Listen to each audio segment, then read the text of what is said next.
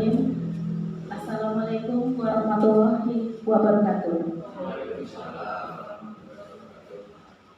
Alhamdulillahirrahmanirrahim. Puji syukur marilah kita senantiasa panjatkan kehadirat Allah Subhanahu wa Ta'ala atas limpahan karunia, rahmat, hidayah, dan pertolongannya, sehingga kita semua berkumpul di sini di SD Negeri Kemurahan Kulon 2 di acara sosialisasi modul guru penggerak. Yang kami hormati Bapak Unggu Warsito MPD, Koramil-Cam Kecamatan Tanjung, Kabupaten Brebes, Jawa Tengah. Yang kami hormati Bapak Dr. Andes Wasudin, Kepala SD Negeri Kemurahan Kulon 2. Yang kami hormati rekan guru Bapak Ibu SD Negeri Kemurahan Kulon 2. Perkenalkan, saya Yeni Fitriani SPDSD, CGT Angkatan 4 Kabupaten Brebes. Bapak Ibu yang kami hormati, sebelum memasuki acara, marilah kita buka acara ini dengan bacaan basmalah bersama-sama. Bismillahirrahmanirrahim. Memasuki acara selanjutnya adalah sambutan yang pertama. Kepada Bapak Dr. Andes Wasudin, kami silakan.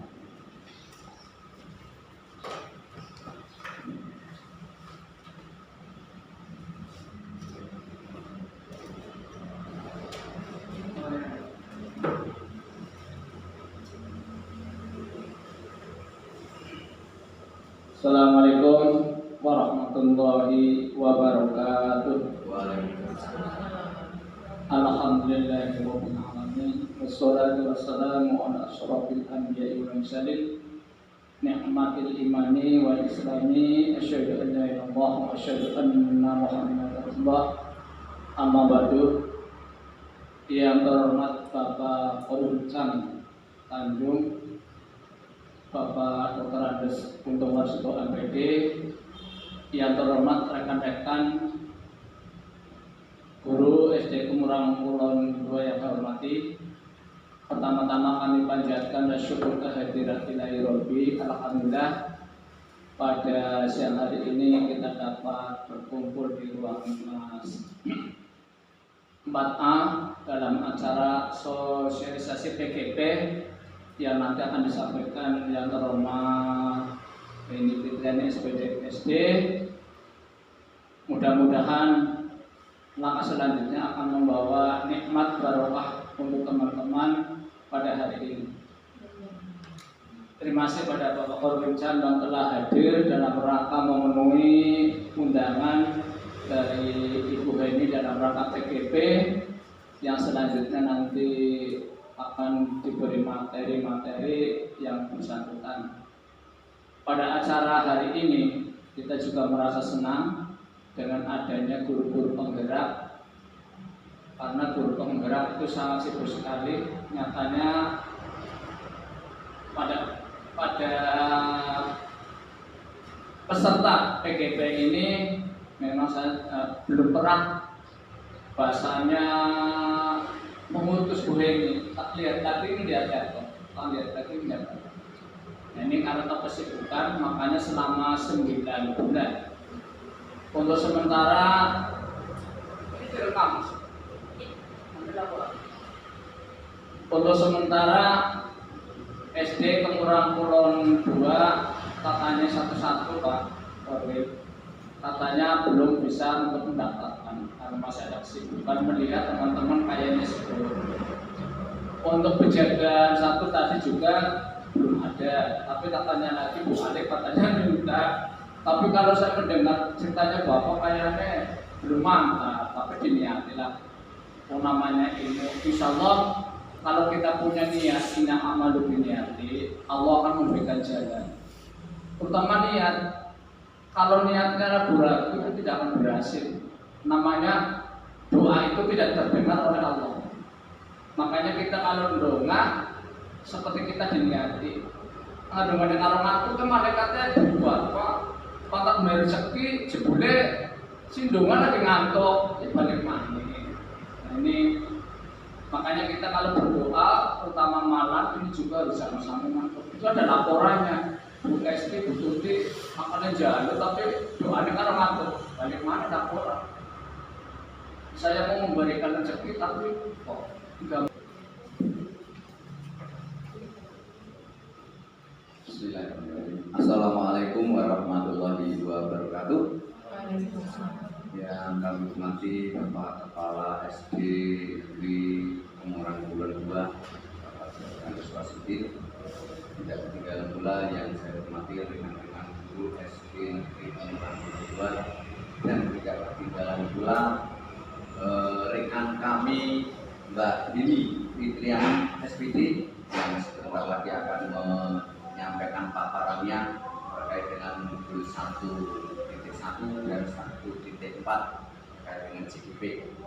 Pertama dan utama perkenankan kami masyarakat tersebut hadir di live lobby pada siang hari ini. Kita masih diberi kesempatan untuk bertemu aja.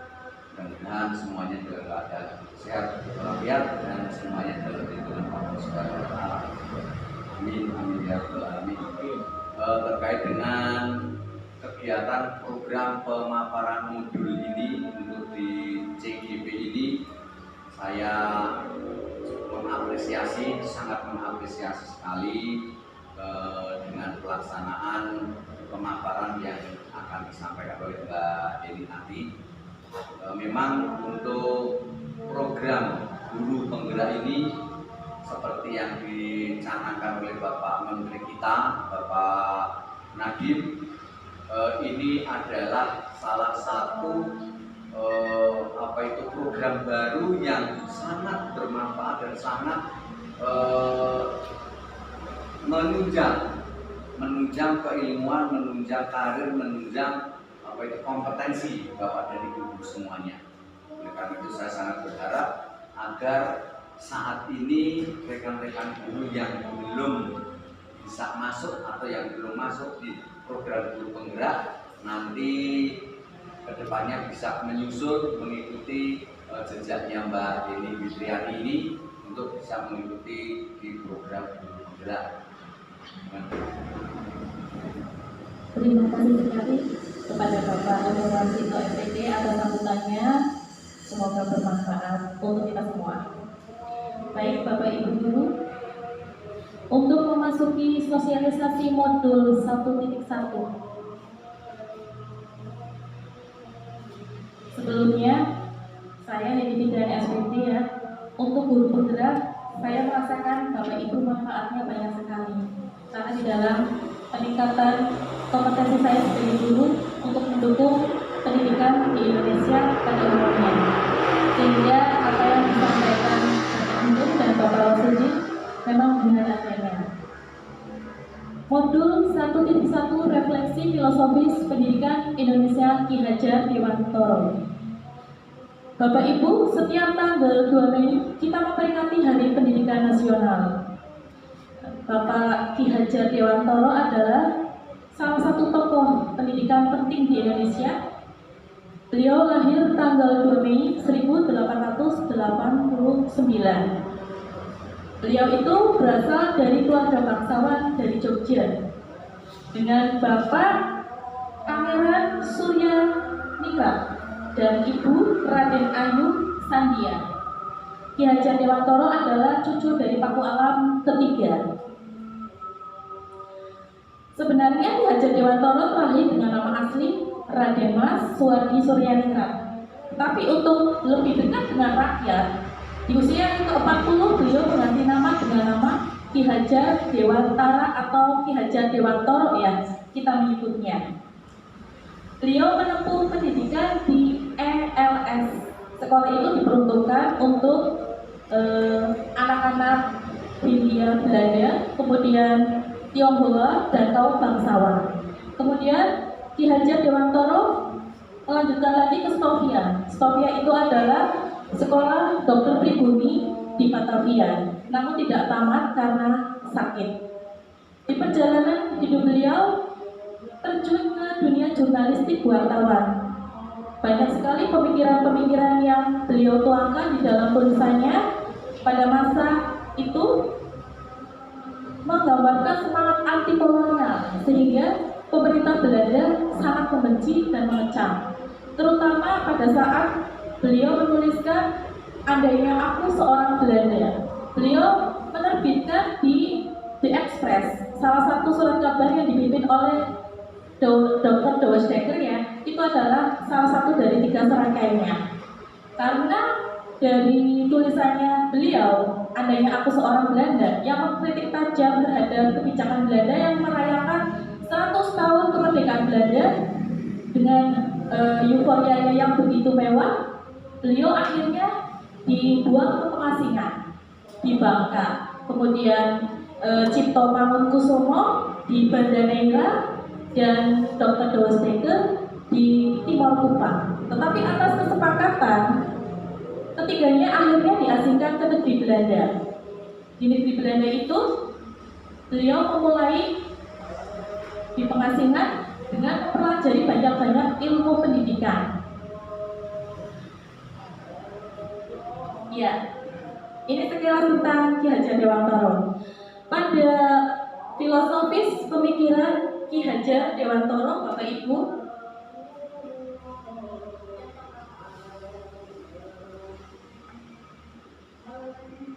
bahwa pendidikan adalah memberikan tuntunan terhadap segala kekuatan kodrat yang dimiliki anak agar ia mampu mencapai keselamatan dan kebahagiaan yang setinggi-tingginya, baik sebagai manusia dan anggota masyarakat. Pengajaran merupakan proses pendidikan dan memberi ilmu atau berfaedah untuk pencakapan hidup anak secara lahir dan batin. Jadi antara pendidikan dan pengajaran ini merupakan suatu hal yang sangat berhubungan erat. Pendidikan adalah tempat bersemainya benih-benih kebudayaan dalam masyarakat.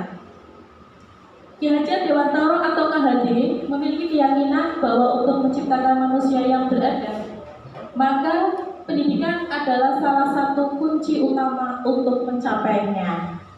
Jadi, ketika pendidikan Indonesia sekarang dengan zaman dulu jelas sekali berbeda. Dengan pemikiran beliau, maka Indonesia mengalami kemajuan pendidikan seperti sekarang. Kemudian dasar-dasar pendidikan. Ki Hajar Dewantara menjelaskan bahwa tujuan pendidikan yaitu menuntun segala kodrat yang ada pada anak-anak agar mereka dapat mencapai keselamatan dan kebahagiaan yang setinggi-tingginya baik sebagai manusia maupun sebagai anggota masyarakat. Di sini yang dimaksud segala kodrat di sini adalah berkaitan dengan potensi anak, Bapak Ibu. Karena kita tahu bahwa anak itu terlahir dengan potensi yang berbeda, dengan keunikan yang masing-masingnya itu tidak akan sama. Mereka akan melakukan ataupun memberikan apresiasi terhadap semua yang ada di sekolah, termasuk ketika mereka menerima pelajaran dari guru, ketika mereka mengerjakan tugas, banyak hal yang mereka sampaikan. Ada yang mengalami kesulitan, ada yang tidak. Nah, ketika hal itu terjadi di dalam pembelajaran kita sehari-hari, kita sebagai pendidik jangan merasa putus asa ketika ada pada tahap kita mengalami kesulitan.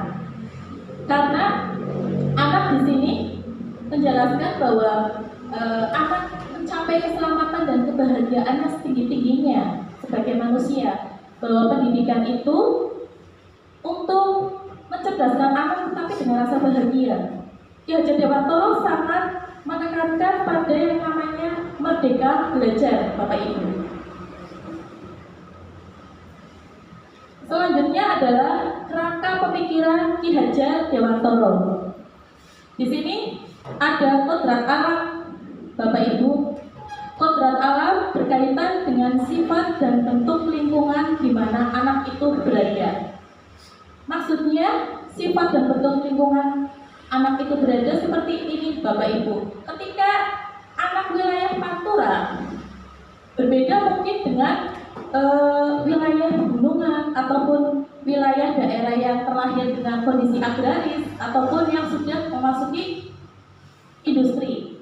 Contohnya, ketika ketika mereka ada di daerah pegunungan, mereka akan menggunakan alam untuk media belajarnya juga.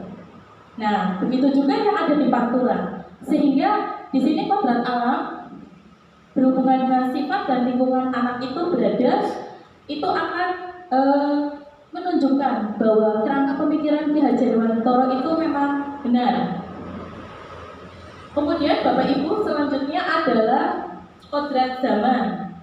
Kodrat zaman itu berkaitan dengan isi dan irama. Maksudnya isi apa? Di sini Bapak Ibu, kita tahu bahwa sekarang adalah zaman gadget. Segala sesuatunya itu dilakukan lebih banyak dengan HP. Termasuk ketika kita memasuki masa pandemi, Bapak Ibu, kita merasakan penting sekali dengan adanya HP. Ketika masa pandemi, kita menggunakan banyak hal yang berkaitan dengan informasi yang diperoleh di HP. Isi dari pengetahuan ataupun konten dari pengetahuan itu boleh diadopsi menurut Ki Hajar Dewantara sepanjang tidak bertentangan dengan nilai-nilai kemanusiaan ataupun nilai-nilai Pancasila yang kita anut.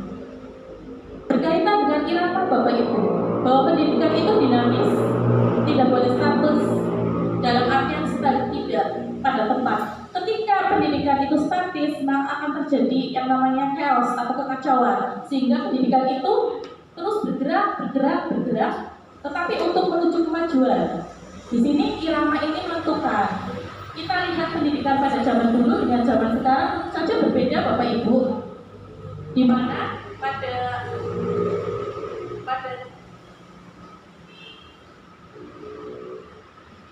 pada zaman dulu itu pendidikan hanya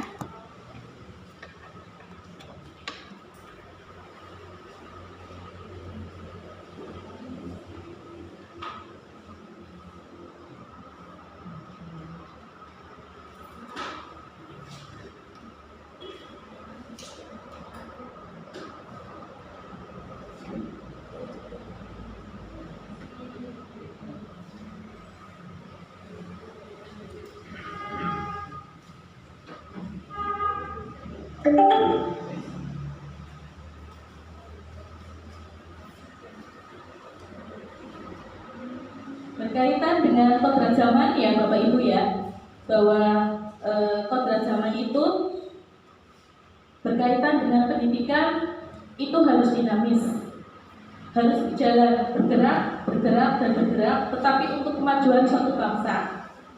Ketika pendidikan itu statis, maka yang akan didapat adalah kekacauan karena kita tidak bisa mengikuti perkembangan dengan negara lain. Ki Hajar Dewantara memperbolehkan ketika kita memang mengadopsi banyak hal dari luar yang memang untuk kepentingan pendidikan dan itu tidak bertentangan dengan nilai kemanusiaan ataupun nilai Pancasila. Kita lihat perkembangan pendidikan pada zaman dulu dengan zaman sekarang, zaman kolonial dengan zaman sekarang tentu saja berbeda jauh sekali. Dan poin utama dari Ki Hajar Dewantara adalah merdeka belajar mengacu kepada profil pelajar Pancasila. Kemudian Bapak Ibu, kerangka pemikiran Ki Hajar Dewantara yang lain adalah prinsip melakukan perubahan. Di sini ada azas trikon, ada kontinuitas, konvergensi, konsentris. Yang pertama adalah kontinuitas Bapak Ibu, bahwa pendidikan adalah usaha yang terus-menerus berkesinambungan. Kemudian ada rencana, ada langkah-langkah, ada evaluasi, ada perbaikan. Pendidikan bukan sulap sekali buat langsung jadi, tetapi melalui proses yang terus-menerus atau kontinu dan berkesinambungan. Sehingga kita sebagai guru atau pendidik ketika melaksanakan pembelajaran di kelas mungkin banyak menemui kesulitan, dan itulah salah satu manfaat dari kerangka pemikiran Ki Hajar Dewantara. Kemudian yang kedua, konvergensi Bapak Ibu. Konvergensi adalah suatu usaha pengembangan pendidikan yang memperbolehkan kita mengambil apa saja, di mana saja tentang keilmuan yang untuk mendukung pendidikan. Ki Hajar Dewantara mengadopsi dari tokoh pendidikan dunia, misalnya Maria Montessori. Di situ Maria Montessori itu dengan teori murid boleh eksplor Bapak Ibu. Di sini eksplor, murid bisa praktek pembelajaran langsung di luar kelas, kemudian murid juga bisa mengemukakan apa yang diinginkan. Ketika guru di sini Merdeka Belajar menawarkan, kamu ingin pembelajaran di mana? Ketika mereka meminta di luar kelas, kita ikuti sepanjang berkaitan dengan materi yang akan disampaikan. Kemudian contoh lain lagi, Ki Hajar Dewantara mengadopsi dari tokoh pendidikan yang lain, yaitu Froebel. Ya, di sini Froebel memandang bahwa hakikat anak itu semuanya di dalam pendidikan baik Bapak Ibu. Jadi ketika terjadi ketimpangan ataupun hal buruk yang menimpa pada anak, kita sebagai guru hanya kuncinya kurang bimbingan. Berarti Froebel memandang pendidikan bahwa anak atau murid adalah baik, dan baik. Ketika memang anak mengalami suatu hal buruk, melakukan suatu hal buruk, berarti kuncinya kurang bimbingan dari guru. Dari konvergensi ini, Ki Hajar Dewantara mengambil semuanya itu dari luar, termasuk boleh, yang penting tidak bertentangan dengan nilai kemanusiaan dan nilai Pancasila. Kemudian konsentris Bapak Ibu. Di sini konsentris Bapak Ibu bahwa pendidikan itu seperti apa? Pendidikan itu menghargai perbedaan yang ada. Ketika ada perbedaan Bapak Ibu, itu tidak untuk menyamakan, tetapi untuk menguatkan keragaman yang ada. Ketika di dalam kelas anak mencurahkan pendapat, misalnya pada saat musyawarah, terdapat 3-4 pendapat yang berbeda. Tetapi dari perbedaan itu kita menguatkan untuk menuju satu hal yang akhirnya memberikan dampak positif kepada murid. Justru dengan beragam pendapat, kita akan belajar memberikan pelajaran pada anak untuk saling menghargai, untuk saling menghormati pendapat orang lain. Berarti di sini konsentris Bapak Ibu bahwa menghargai semua yang berkaitan dengan keberagaman anak. Selanjutnya, isi dari pemikiran Ki Hajar Dewantara adalah budi pekerti Bapak Ibu. Budi ini dari satu cipta. Cipta itu pikiran Bapak Ibu. 2 rasa. Rasa itu perasaan. Karsa adalah kemauan. Dengan mempertajam pikiran, memperhalus perasaan, memperkuat kemauan, maka akan ada pekerti, yaitu tenaga atau raga yang nanti akan mewujudkan kesehatan jasmani. Dan budi pekerti dan pekerti ini harus seimbang atau holistik. Jadi semuanya selaras berjalan. Ketika cuma budi saja atau pekerti saja, maka akan terjadi ketimpangan. Jadi budi pekerti harus berjalan seimbang atau holistik. Bapak Ibu, Ki Hajar Dewantara berorientasi pada murid yang bermuara pada Merdeka Belajar dengan menuju profil pelajar Pancasila. Di mana profil pelajar Pancasila itu terdiri dari 6. 1. Beriman dan bertakwa kepada Tuhan Yang Maha Esa dan berakhlak mulia. Kita setiap hari tidak henti-hentinya, tidak bosan-bosannya kepada murid kita untuk mengajarkan tentang keimanan dan ketakwaan yang diimplementasikan di dalam kehidupan sehari-hari dengan akhlak mulia mereka. Sehingga ketika ada anak yang tidak melakukan hal yang umum, misalnya ada teman yang sakit ataupun butuh pertolongan, tidak menolong, kita sebagai guru bisa mengarahkan bahwa sikap menolong, sikap saling membantu, peduli adalah salah satu contoh akhlak mulia yang diinginkan dalam profil pelajar Pancasila. Kemudian yang kedua, Bapak Ibu, ada kreatif.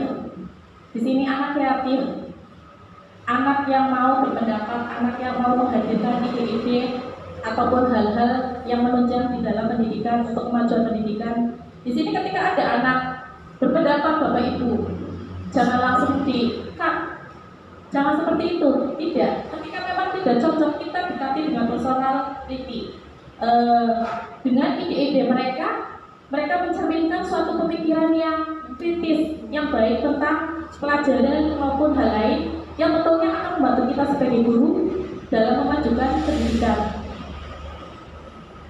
Yang ketiga adalah gotong royong Bapak Ibu. Profil pelajar Pancasila, gotong royong. Di dalam era yang sekarang, sepertinya Bapak Ibu pernah merasakan ya, ketika memang sikap gotong royong anak kita sudah berkurang, sudah memudar. Nah, tugas kita sebagai guru Bapak Ibu untuk menumbuhkan lagi sikap gotong royong. Dari anak yang tidak mau piket bersama-sama, kita suruh anak piket bersama-sama. Ayo anak-anak, yang hari ini piket siapa? Ketika guru sudah seperti itu, anak ada yang menanggapi, ada yang tidak. Tetapi kita sebagai guru ketika ada anak yang tidak respon, kita akan berarti. Kita tumbuhkan semangat gotong royong mereka untuk berbuat lebih baik di dalam kehidupan. Jika anak itu dewasa kelak, di dalam kelas simpel saja, misalnya kerja bakti untuk sekolah, kemudian piket kelas, itu adalah salah satu contoh dari gotong royong. Kemudian berkebinekaan global Bapak Ibu, bineka tunggal ika, beraneka ragam, walaupun berbeda-beda tetapi tetap satu. Di dalam keanekaragaman yang dimiliki yang ada di sekitar, anak untuk memiliki pemahaman untuk menghargai perbedaan yang ada, tidak malah untuk memusuhi ketika ada perbedaan. Kemudian yang kelima adalah bernalar kritis. Anak untuk melatih bernalar kritis atau berpikir baik. Ketika guru menyampaikan pelajaran, mungkin ada soal yang perlu ditanyakan atau penjelasan yang kurang. Anak itu dipancing supaya mengemukakan pertanyaan ataupun pendapat. Nah, bernalar kritis ini merupakan salah satu ciri dari profil pelajar Pancasila seperti yang diinginkan oleh Ki Hajar Dewantoro. Ada yang keenam, mandiri. Mandiri Bapak Ibu, di sini anak dilatih untuk bersikap mandiri, tidak bergantung kepada orang lain dan mengerjakan segala sesuatu dengan kemampuannya sendiri, tentu saja dengan bimbingan kita sebagai guru. Kerangka filosofis Merdeka Belajar dengan tujuan utama yaitu pelajar Pancasila merupakan pelajar sepanjang hayat yang memiliki kompetensi global dan berperilaku sesuai dengan nilai-nilai Pancasila. Begitu Bapak Ibu untuk profil pelajar Pancasila. Bapak Ibu, sekarang kita memasuki modul 1.4 budaya positif.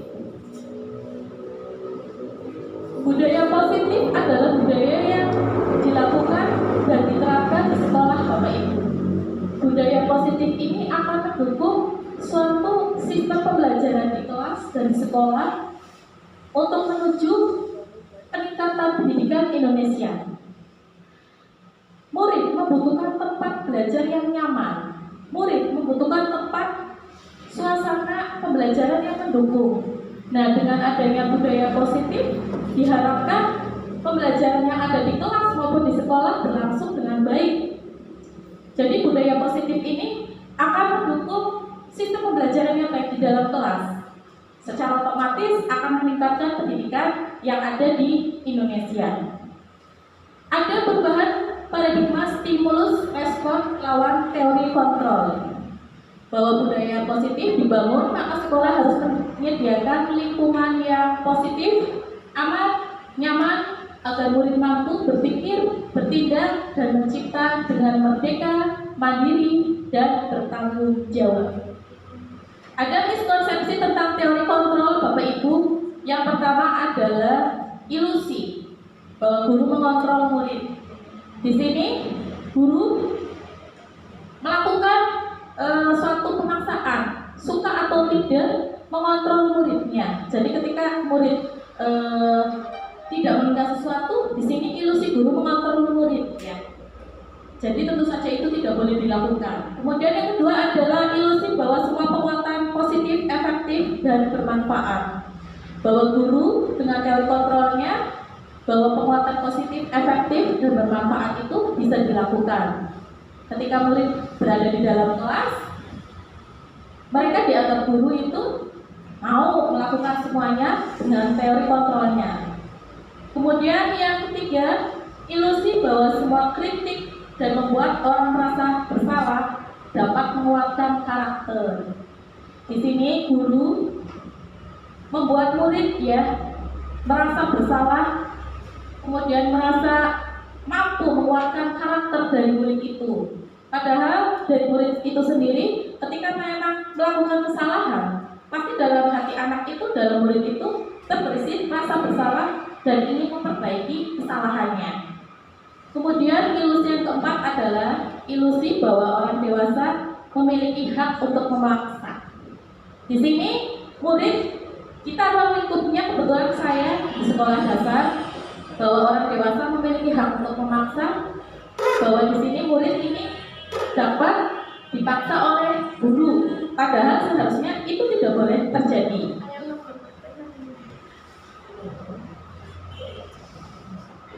Kemudian selanjutnya berhubungan dengan budaya positif adalah arti disiplin dan 3 motivasi perilaku manusia. Ki Hajar Dewantoro mengatakan bahwa di mana ada kemerdekaan, di situ ada disiplin yang kuat. Disiplin diri memiliki motivasi internal. Kemerdekaan di sini disiplin yang kuat, Bapak Ibu. Disiplin memiliki motivasi internal. Berarti motivasi internal adalah motivasi dari dalam diri kita sendiri. Jadi dari dalam anak itu ditumbuhkan motivasi internal, bukan eksternal. Contoh yang simpel, kita yang sudah dewasa naik motor, Bapak Ibu. Ketika ditanya kenapa memakai helm, ada yang menjawab beragam ya. Ada yang menjawab saya mentaati peraturan lalu lintas. Itu berarti internal dari dalam diri. Ada lagi yang menjawab saya trauma, takut jatuh, saya pernah jatuh kecelakaan. Berarti itu adalah faktor eksternal. Nah, pada diri anak kita perlu adalah penanaman disiplin yang memiliki motivasi internal dari diri. Ketika memang sudah ada motivasi internal, maka akan terbentuk suatu budaya positif. Kemudian ada 3 motivasi perilaku Bapak Ibu, masih berkaitan dengan budaya positif. Yang satu adalah terhindar dari hukuman atau ketidaknyamanan. Jadi perilaku murid atau perilaku anak itu biasanya dilakukan karena tidak pengen mendapatkan hukuman dari guru. Jadi mereka akan berusaha pengen pada zona aman, sehingga mereka terhindar dari namanya hukuman, punishment ataupun sanksi.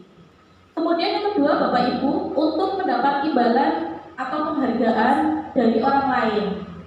Jadi murid misalnya berbuat baik, saya jadi tidak akan nakal Bu, tapi saya minta apa? Minta hadiah, atau mungkin dalam ucapan saja, misalnya pujian dan sebagainya, itu adalah suatu bentuk imbalan yang murid inginkan.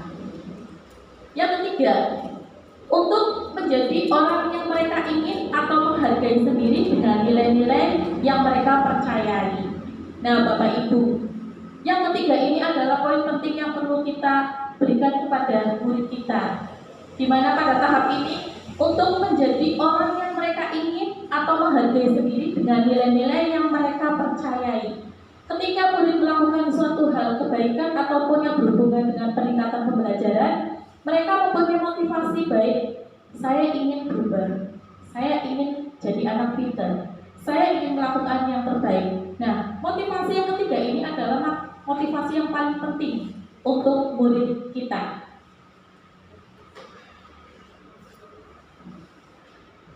Selanjutnya, Bapak Ibu, keyakinan, kelas, hukuman, dan penghargaan. Sebenarnya keyakinan kelas itu lebih dari peraturan Bapak Ibu, tetapi lebih rinci dan itu dilakukan di kelas. Keyakinan kelas itu dilakukan sama saja dengan kesepakatan kelas. Dengan keyakinan kelas terbentuk budaya positif, dan budaya positif itu membuat seseorang termotivasi intrinsik ataupun internal. Berarti segala sesuatu yang dilakukan dari dalam, dari hati, akan memberikan nilai positif pada diri kita, termasuk pada diri anak kita, anak didik kita, pada murid kita. Pembentukan keyakinan kelas, Bapak Ibu, kemarin saya sudah mempraktekkan pembentukan keyakinan kelas. Anak saya berikan kesempatan untuk berpendapat. Apa saja anak-anak untuk keyakinan kelas kita? Ada yang menjawab Alek, Bu, membersihkan Bu, membersihkan apa? Membersihkan kelas setiap hari, pagi dengan siang. Akhirnya diperoleh kesepakatan membersihkan kelas ketika pagi saja. Ditulis di papan tulis Bapak Ibu. Kemudian lagi, apalagi anak-anak, jangan membuang sampah sembarangan. Nah, kata jangan itu bernilai negatif. Diganti lagi anak-anak, membuang sampah pada tempatnya. Nah, itulah adalah salah satu contoh keyakinan kelas. Jadi kata-kata jangan itu sementara dihilangkan dengan membuat keyakinan kelas diganti menjadi bermakna positif, membuang sampah pada tempatnya. Dan pembentukan keyakinan kelas itu, yang satu keyakinan kelas bersifat abstrak daripada peraturan, yang rinci dan konkret, yang memang benar-benar dilakukan anak konkret setiap hari di kelas. Jadi mulai dari hal-hal sepele, misalnya apa? Memakai seragam. Ada yang tidak, ya ada. Hari Jumat ada yang memakai merah putih, dan itu terjadi.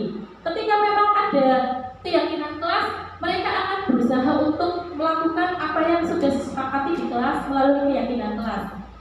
Di kelas saya keyakinan kelas ditempel. Biasanya di sini di kertas manila ataupun di kertas yang agak besar, di situ ditempel, dan keyakinan kelas itu untuk dipatuhi. Kelas itu, kebetulan saya di kelas 3. Dan nomor 2, keyakinan kelas berupa pernyataan universal. Universal itu berarti secara menyeluruh. Berarti apa yang menyangkut di dalam kelas itu, di dalam pembelajaran, mulai dari kebersihan, sopan santun, kemudian aturan yang di dalam belajar, misalnya mengerjakan PR, datang tepat waktu, itu semuanya dibahas di keyakinan kelas Bapak Ibu. Yang ketiga, pernyataan keyakinan kelas dibuat dalam bentuk positif. Tadi sudah saya sebutkan ya, ketika kemarin ada yang berpendapat jangan membuang sampah sembarangan Bu. Nah, jangannya itu dihilangkan, diganti dengan membuang sampah pada tempatnya. Berarti lebih ke bentuk positif maknanya Bapak Ibu. Yang keempat adalah keyakinan kelas tidak terlalu banyak, mudah diingat dan dipahami. Keyakinan kelas itu dibuat antara 1 sampai 7 saja cukup Bapak Ibu, maksimal. Karena kalau terlalu banyak, anak mungkin tidak akan melaksanakan semuanya dengan baik. Jadi 5 ataupun 6, jadi mudah diingat dan dilakukan. Selanjutnya Bapak Ibu, 5, keyakinan kelas tentang sesuatu yang dapat diterapkan di lingkungan tersebut. Jadi di lingkungan kelas, apa yang bisa dilakukan pada murid di situ, Bapak Ibu? Jadi semuanya itu berhubungan dengan pembelajaran. Misalnya tadi mengerjakan PR dari guru, membuang sampah pada tempatnya, kebersihan setiap hari. Nah, seperti itu contohnya. Yang keenam, semua warga kelas ikut kontribusi lewat curah pendapat di pembuatan keyakinan kelas. Ketika di pembuatan keyakinan kelas itu semuanya berpendapat, boleh. Jadi kita sebagai guru harus menampung semua aspirasi pendapat dari murid-murid tentang apa yang mereka inginkan untuk mendukung pembelajaran yang ada di kelas. Jadi tidak boleh dicegah ya. Nanti dari semua curah pendapat itu, nanti kita akan tuliskan yang memang mewakili yang satu untuk dituliskan di keyakinan kelas. Kemudian yang ketujuh, Bapak Ibu, bersedia meninjau kembali keyakinan kelas dari waktu ke waktu. Ketika keyakinan kelas memang itu sudah tidak bisa dilakukan secara relevan, kita bisa meninjau, kita bisa mengganti, ataupun juga menambah yang lain. Tentu saja dengan pembentukan keyakinan kelas seperti yang tadi ya. Guru dengan murid bekerja sama, melakukan curah pendapat, menuliskan apa yang diinginkan untuk keyakinan kelas, kemudian diwujudkan dan dilakukan di dalam setiap hari. Selanjutnya, Bapak Ibu, ada 5 kebutuhan dasar manusia. Di sini kebutuhan murid, 1, cinta dan kasih sayang. Di sini Bapak Ibu, bukan hanya murid yang membutuhkan pengakuan cinta dan kasih sayang, kita semua membutuhkan. Tetapi di sini murid, cinta dan kasih sayang dari guru, dari kepala sekolah, dari teman adalah suatu perwujudan pengakuan akan kebutuhan cinta dan kasih sayang.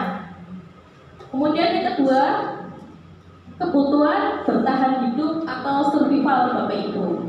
Di saat kebutuhan hidup misalnya murid kadang-kala takut, cemas ketika tidak mengerjakan PR ataupun tidak mengerjakan tugas yang diberikan guru. Nah, di sini berhubungan dengan apa? Kecemasan. Kemudian kebutuhan yang lain misalnya pemenuhan makanan, minuman, itu adalah salah satu kebutuhan dasar manusia termasuk murid kita juga.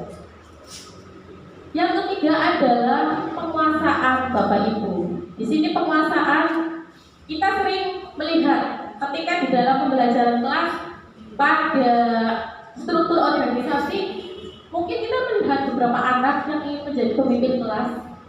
Saya ingin menjadi pemimpin kelas. Itulah salah satu contoh kebutuhan dasar manusia di penguasaan. Ketika anak memang menginginkan sesuatu yang ingin dicapai dengan kekuatannya, itu adalah salah satu contoh dari kebutuhan dasar manusia.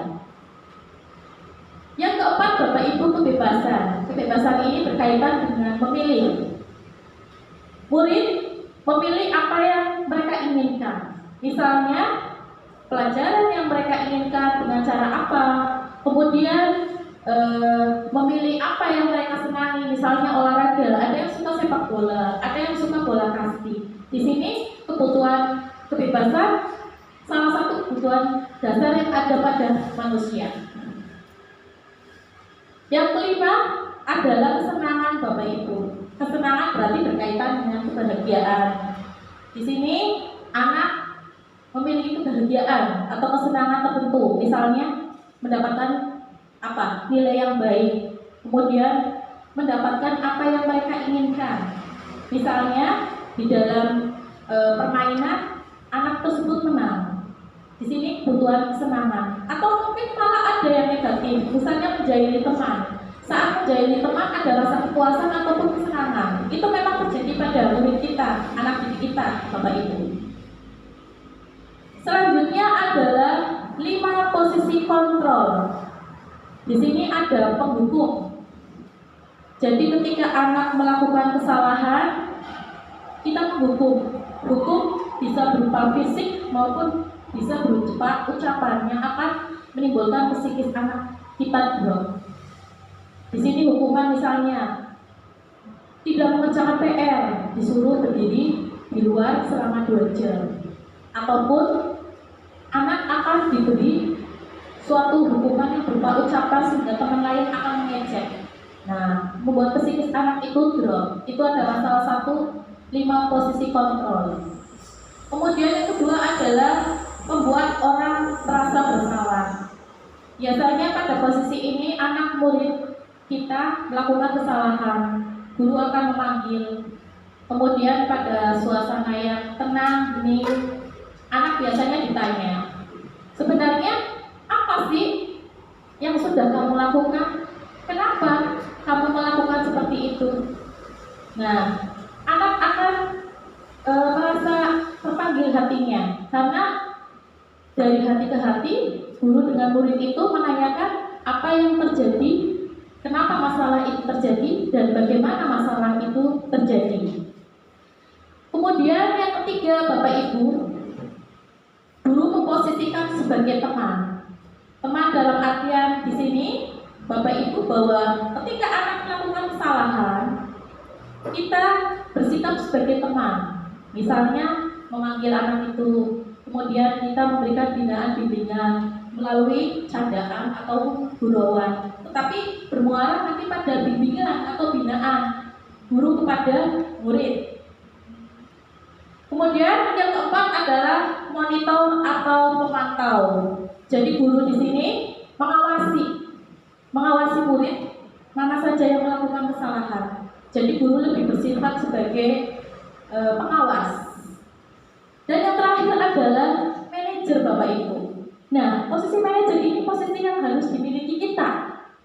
Di posisi manajer ini kita memimpin murid, kita membina, memberikan bimbingan, kemudian memberikan solusi ketika mereka melakukan kesalahan ataupun mendapat kesulitan di dalam kelas. Posisi manajer ini adalah posisi yang kita harapkan sebagai guru terhadap anak didik kita. Bapak Ibu, segitiga restitusi. Segitiga restitusi akan membantu murid untuk mempunyai tujuan menuju disiplin positif dan memulihkan diri setelah bersalah. Di dalam pembelajaran di kelas, sangat banyak sekali terjadi masalah. Anak tidak mengerjakan PR, anak membuat keributan, anak berkelahi. Pada saat inilah kolaborasi antara guru dan murid sangat penting melalui segitiga restitusi. Ketika segitiga restitusi ini dijalankan, kita mengharapkan suatu solusi yang baik. Dan ciri-ciri restitusi ini yang pertama, restitusi bukan untuk menebus kesalahan, tapi belajar dari kesalahan. Murid ketika salah, kita jangan menjudge, langsung memvonis, tetapi kita pelan-pelan memberikan advice, nasihat, bimbingan. Guru membimbing kepada murid mereka untuk belajar dari kesalahan, untuk tidak mengulanginya lagi, tetapi bukan menebus kesalahan. Di sini ada perbedaan antara menebus kesalahan dengan belajar kesalahan, sangat berbeda sekali. Dan untuk murid sangat baik sekali ketika kita memberikan bimbingan untuk lebih mengarah ke belajar dari kesalahan. Kemudian yang kedua, Bapak Ibu, restitusi memperbaiki hubungan. Di dalam hal ini ketika anak ataupun murid di kelas melakukan kesalahan, di sini suatu hubungan itu akan biasanya terganggu. Satu anak dengan anak lain itu akan timbul sejenis kayak gap ya. Nah, restitusi ini akan memperbaiki hubungan, akan mendamaikan. Kemudian yang ketiga, restitusi adalah tawaran, bukan paksaan. Anak kita panggil yang bermasalah, yang tadi suka memanggil nama orang tua, kemudian akhirnya terjadi perkelahian, itu kita tawarkan. Kamu jangan mengulangi lagi. Kalau mengulangi, ini berarti kamu tidak menghargai teman. Cara-cara yang baik, yang halus, kita tawarkan kepada anak. Ya, kita tidak bisa memaksa anak dengan kekerasan, karena pada dasarnya anak itu butuh binaan ataupun bimbingan dari kita sebagai guru. Yang keempat, Bapak Ibu, restitusi menuntut untuk melihat ke dalam diri. Jadi anak itu untuk lebih introspeksi, untuk melihat ke diri anak itu, murid itu sendiri yang bermasalah. Oh, ternyata Bapak Ibu sudah memberikan binaan kepada saya tetap nakal. Nah, anak itu akan introspeksi, melihat diri sendiri, sehingga restitusi di situ akan berjalan. Kita sebagai guru memfasilitasi untuk solusi yang ditempuh ketika ada anak mengalami ataupun melakukan kesalahan. Yang kelima, Bapak Ibu, restitusi